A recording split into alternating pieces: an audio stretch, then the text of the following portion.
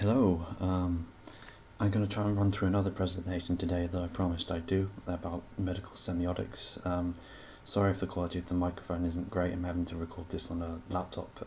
It might pick up lots of other noise and sound, so I hope if I got the time, I will attempt to make it a bit clearer.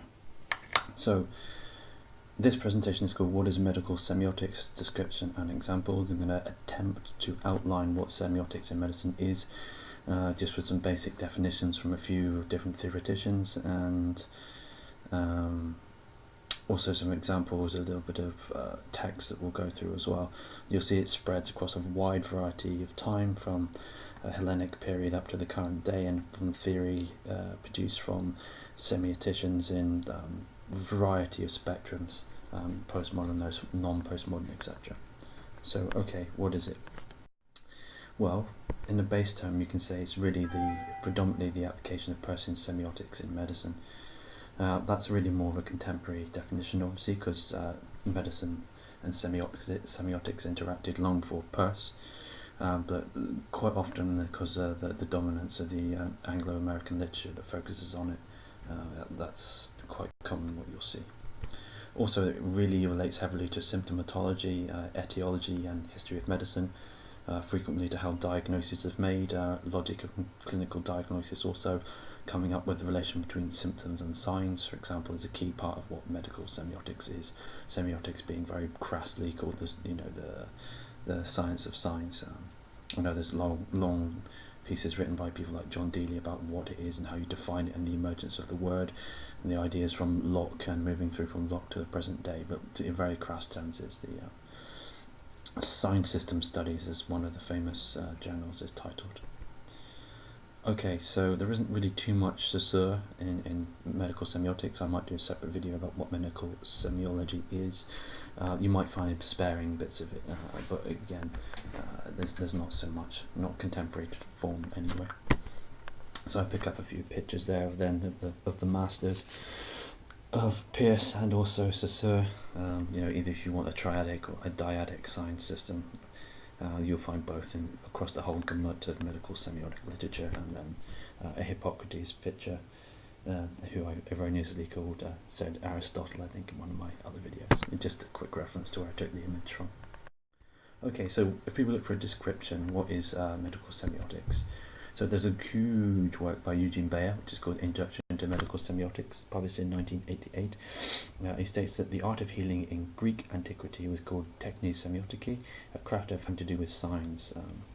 This he terms as a semiotic craft, or the skill to interpret semia, or signs. So that's it in a nutshell. To make it a bit of a tautological description, it's it's the application of signs. Analysis of signs in medicine, or semia in the Greek context. And I like this quote because it harkens back to the actual Greek origins of medicine and semiotics. One of the interesting thing about this sub-discipline of semiotics is that they both have the same birthplace, really, in Greece, arguably. Okay, further definition might be helpful is to look to the work from Seebock from 1978, who said that medical semiotics was a tripod of medicine, linguistics, and philosophy. As it posited that semiotics can be provided medicine with a grammar of signs, refining the syntax of symptoms, disclosing their pluridimensional semantic richness, and proposing a dialogistic pragmatics of how to interact with the patient. Okay, so building on the Bayer quote again. So what do you see in there? There's quite a lot of reference to linguistic terminology, speech, communication, and an explanation of it, so unpacking that as well. So part of medical semiotics is to do with the doctor-patient relationship, as well as how diagnostics and symptomatology fits within it. I should say I will not necessarily put the references at the end slides, but I will link to a paper in the description box where you can find where a variety of these papers or books that I'm talking about are. Okay, so medical semiotics as description. This grammar of signs could be related to Peirce's tradition, or triadic system, or Saussure, as I said, or another framework. Pick whichever paradigm you think matches well. There is still the issue, though, that, as Bayer pointed out, that in medicine the way in which we talk about symptoms constitutes our experiences of them. I wanted to invoke Quade and his interesting piece here about, I think this is more of a biosemiotic perspective, but he said, biology has a plethora of contradictory epistemological positions within it. So I think I found much the same in medicine, really. So you'll find a whole scope of postmodern, not postmodern theories and things in between. So just to note, medical semiotics can go across a whole different span of different literature, some of which may conflict. So, going back to the history of it, you might think that Hellenic literature is not particularly relevant for this type of thing, but if you think about it really, before we really had the ability to x-ray people and used technological forms of diagnostics, what did you have? You had the logic of clinical reasoning, just as you do today, but you can find that in Hippocratic texts, for example. I put two on the page, one in French, one in English, that you can look at how Hippocrates came up with his clinical decisions and the logic he used, and the sign logic, if you could call it that, he came to induce his decisions. Equally, you want to talk about Galen, really, too. So Galen the Roman also used this, and I link that back to a work called Global Semiotics that Seebock wrote, and he wrote a chapter about Galen in medical semiotics, which I think is very interesting, that you can dig out from Indiana University Press. I should also say, whilst it seems abstract to talk about Hippocrates, you can still see his influence on clinical reforms. So one of the biggest clinical reformers to ever gone forward, Sir William Osler, still being influenced by this man's thinking and approach to medicine, so it's not as abstract as it might seem. So, what historical literature on medical semiotics is there? Well, there's also become closer to the modern day. We've got Russian and German papers. Fedorovich was one who wrote about a diagnostics of childhood diseases. Hufland also, Becker another, and you can see the titles on the page. Cardiac activity, again furthering the idea that if you do not have, up to the point of about 1840s, when we had this technological revolution, you don't have the ability to peer inside through x-rays or other instruments in human beings. You're left with your diagnostic and clinical reasoning through sign systems. It's almost exclusively. So what does the contemporary literature on medical semiotics look like? Well, you might think that this is a fairly niche area, really. It's almost, as Seebock said, a tripod of linguistics, philosophy and medicine. But actually there is quite a lot once you delve into it. So let's bring some up. You can pick up general issues in medical semiotics as a kind of overall subject discipline. Stanian and Ross came up with a few really good papers. Again, Vonuk School definitely needs to be in there, Seebock too. John Ness, and historically the people like John Nesser and Volker Hess. You got more specific things where you can bring into the kind of cognitive strands of semiotics or neurolinguistics, things to do with aphasia, dementia, Alzheimer's, neurosemiotics as well, by the works of Donna Favreau. Unsurprisingly, perhaps, there's quite a lot of psychiatric or psychotherapy related literature. Again, the links to these papers will be given in a hyperlink where you can go and read them rather than being in the slides themselves. Continuing the contemporary literature, I'm bringing up a whole other set here. You can see all the different sub-areas that kind of connect semiotics and medicine and particular subject disciplines, from individual diseases like HIV or subject disciplines in medicine like gerontology, suicide, schizophrenia, etc. So continuing this, we see we've got e-health, a very contemporary topic, autism, osteopathy, nursing, the use of medical tools, the list goes on and on. Fibromyalgia, symptomatology, again quite a larger strand of literature, and you'll see Stanian and Ross coming back in, and Seebock and Bayer. So there is quite a lot when you delve into it over the years, both from the side of clinicians delving into semiotics, as well as semioticians trying to delve into more of a clinical side of how their subject might work in medicine and has worked in medicine. So I think there is a relatively rich strand of literature here that one could be connected to biosemiotics, and two has gone relatively untapped. It's important to mention as well that there are some proximal strands of literature that feed into this. So, for example, because semiotics can be loosely defined, or I should say poorly defined on my part, as being the study of meaning, There's lots of other people that have talked about medicine and science, so you'll get a lot of French structuralist thinkers such as Foucault, Derrida. They've talked about medicine. Roland Barthes as well has touched on medicine. Obviously these are from rather different perspectives though from Peirce. But you will find people talking about semiotics or semiology and medicine through these typically French structuralist or post-structuralist thinkers, or postmodern, depending on how you want to talk about it. Okay, so they are semiotic, but not in the same way as some of the other literature that I mentioned to you, but you can dip in and out of their theories if you so wish, and conflict them. So I won't talk too much about it, but if you think about it, if you're setting up a mind-body dualism issue, it's important to note that there are wider issues in biosemiotics, cognitive semiotics, psychopathology, narrative medicine, etc., that all kind of impinge on this medical semiotic place, if you want. But you get this blurring of categories when you start to interact with that problem. So exactly where biosemiotics and medical semiotics ends, or where medical semiotics and cognitive semiotics ends, is not always particularly clear. So what does this look like? I thought a good example would be to talk about semiotics of breast cancer. There is quite a lot of literature on this, particularly as a condition. It might give you some idea of how medical semiotics works, or has been written about at least. So an explanation of breast cancers from a semiotic perspective is covered in more depth than you might realise. So Wagner in 2005 discusses the role of cancer ribbons in the commercialisation of breast cancer. So we've got a marketing perspective there. Breast cancer's identity as a literary semiotic construct is talked about by Henriksen and Hansen. Autoethnographic experience by Sontag, Susan Sontag, classic one there.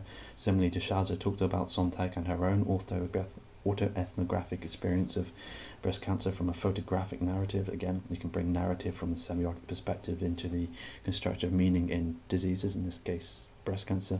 Photographic topics also, and I've linked to the SCAR project there as well. So when I said it's a diverse field of inquiry, it really can be, because there's lots of forms of semiotics. Exactly what it is and how it spans can be just as broadly introduced into medicine as it can be into any other area of semiotics. Okay, continuing on this, Crump and Vetz, who addressed the marketing literature again about breast prosthesis after the result of mastectomy, again still from a semiotic perspective. They've got Donnelly and Konowalski as well, who looked at the intersection of breast cancer and semiotics through a data-driven anthropological approach. And also on this, I should note that the Social Semiotics Journal did have a special issue on breast cancer, and some of the names of the papers are there, and you can go and have a look at.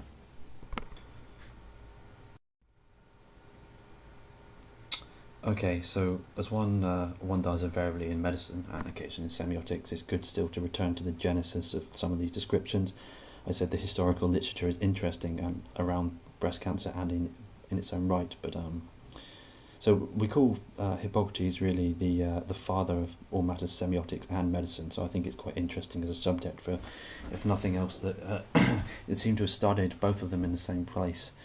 And you can dig out Hippocrates' works about his diagnostics. So here is one that should relate to breast cancer, we think. So he did write, a woman from Aberdare having a carcinoma of the breast which discharged blood. The flow stopped, she died. Catastrophic ending there. But you can see how he constructed his diagnoses from his early treatises. This is meant to be the first documented case of breast cancer. Again, coming from the man who was arguably the founder of both Western medicine and semiotics to an extent, although you wouldn't necessarily call it that in the correct terminology. Okay, so again, continuing this thread, treatment of breast cancer utilises a heterogeneous scheme of things from radiography, chemotherapy, hormone therapy, mastectomies, prosthesis, reconstructive surgery. So you can see that coming at this from an analysis point, it can be looked at biologically, sociologically, psychologically. There's lots of different perspectives to integrate that gives you this broad perspective of theoretical approaches for analysis. Equally, even when you analyse what we've come to learn about what cancer is, you realise that tumours and cancer is, just because it's located in the same part of the body does not mean it's genetically similar. So again, there's a broad scope here, and potential for analysis is quite big. So a little bit of discussion, coming back to CBOC. If you see in a more modern context, what would we call medical semiotics? Well, in some ways it helps demark between what a sign and a symptom is. That's been one of the strands of literature that's talked about. Again, symptomatology is a big theme. So Shams, for example, points out that a medical symptom is something felt rather than something displayed, which is closer to a sign. Seebock also suggests that the same point is postulated by von Uxküll, that this kind of endo-exo dichotomy is a distinguishing feature between symptom and sign. So there's a nice quote here by Seebock who said, the shift from the physiological process, i.e. the symptom, to semiosis, i.e. the sign, is a consequence of the fact that the observer assumes a hypothetical stance within the observed system, i.e. so externalization becomes a mediating term when delimiting between signs and symptoms. That is between the legi signs and the sine signs in a Poseidon perspective. So symptomatology and how it manifests towards people in society as well as the individual person's experience of them is part of the deconstruction that can be done in medical semiotics. I have my own individual experience of a medical condition, what it feels and means to me, but how it means and how it's communicated and interpreted by other people in a wider sociological sense is part of the way we can use to analyse things through medical semiotics. So continuing this in his book, I Think I Am a Verb, Seebock said, symptom always appears in conjunction with sign, but the precise nature of the vinculum is far from obvious. Hence, when attempting to address and integrate opposing issues in medical theory, one may feel like Oedipus standing in front of the Sphinx, as Bayer said about this, as the riddle of the Sphinx involves the interrelation of incompatible realms. The division of medical symptoms into material and non-material analytical sections can be allocated to the effects of Descartes' dualism or medical science. The impression upon clinical practice of these ideas is reinforced by Frank. I think this is a nice quote to show why semiotics as a transcendental ontological science system can overcome this kind of mind-body dualism issue that's kind of dogged Western medicine for quite a while. So Frank said, Western medicine is rooted in the materialistic tradition reinforced by Descartes' formulation of a mind-body dichotomy. The patient's body is the area in which the physician and the pathogen battle for supremacy. The patient himself is a passive bystander whose main task is to follow the doctor's orders.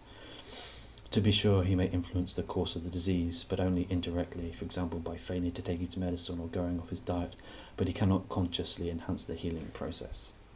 So here again we've got to see this tension between the doctor and the patient and how their disease and its cure is constituted. Okay, so I've also read a little bit about symptom as fabrication. I think this touched on some of the works of Bayer, some of Bayer's great work that he talked about it as well. You may see in addition to symptomatology, there's a consistent theme in medical semiotics about the dichotomy between mind and body and how that can be overcome.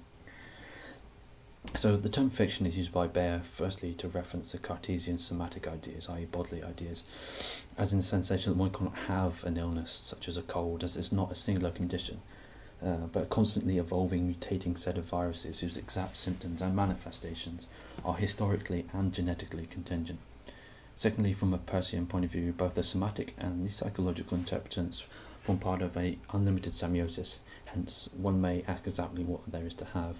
So I didn't mean to be overly postmodern in that, so there is clearly a physical, biological reality to something like a disease category, like cold, but biologically it's shifting and moving in a certain sense.